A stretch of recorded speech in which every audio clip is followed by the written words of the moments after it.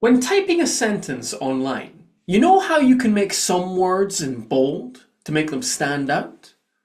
Well, imagine if you could do that while speaking. Imagine if you could make some words in your sentence pop in your audience's mind so they would be remembered long after. My name's Kyle Murter, I'm a public speaking champion, and in this video I am going to show you how you can use emphasis to make your presentations more engaging, more memorable, and more impactful. In fact, I'm going to give you 5 ways you could emphasize keywords in your sentence. The first is through using something called spikes of volume.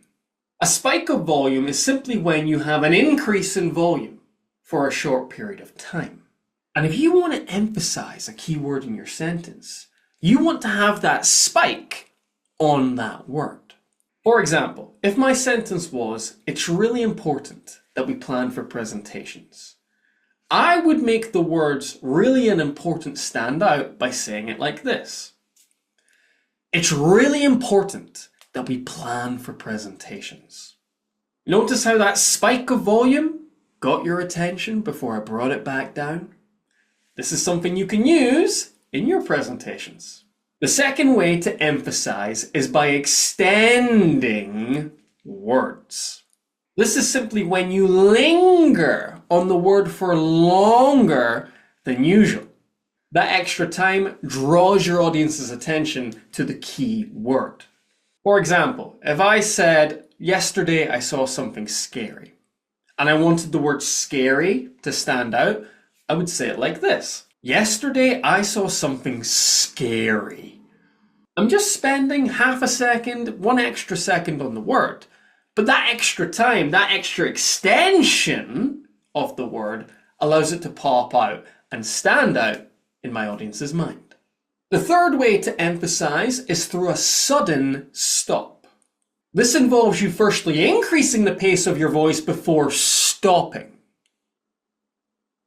And the suddenness of that stop makes the last word in the sentence pop.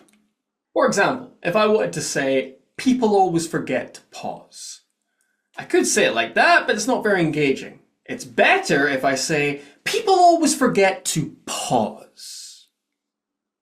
See how the word at the end, pause, really pops now because there was an increase in energy and then a sudden stop, which draws your attention to the last word. And speaking of pausing, that brings me to the fourth way to emphasize. Pausing before and after your key word.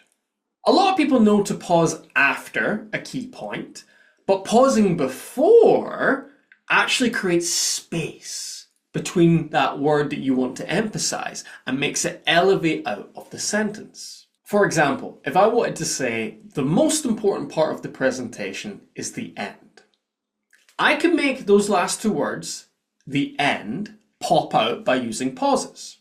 The most important part of a presentation is the end. Notice how the pause before created anticipation for what I was about to say next, and how the pause after allowed those words, the end, to sink in.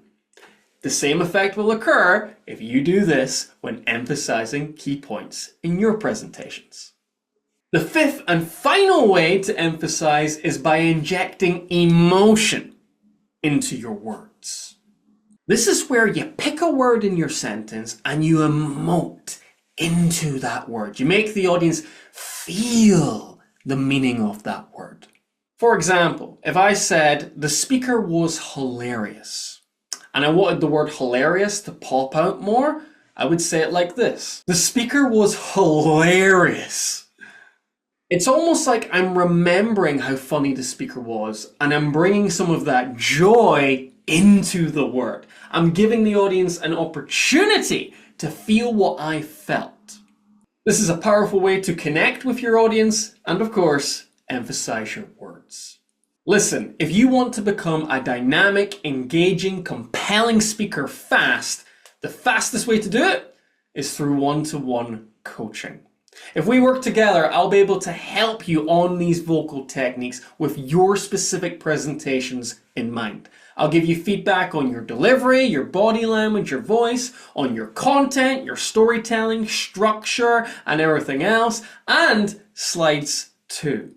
So if you want to improve fast at speaking, if you want to level up quickly, the best thing to do is email me at kyle@confidencebydesign.co.uk, and I will email you back within 24 hours with more information on how my one-to-one training works.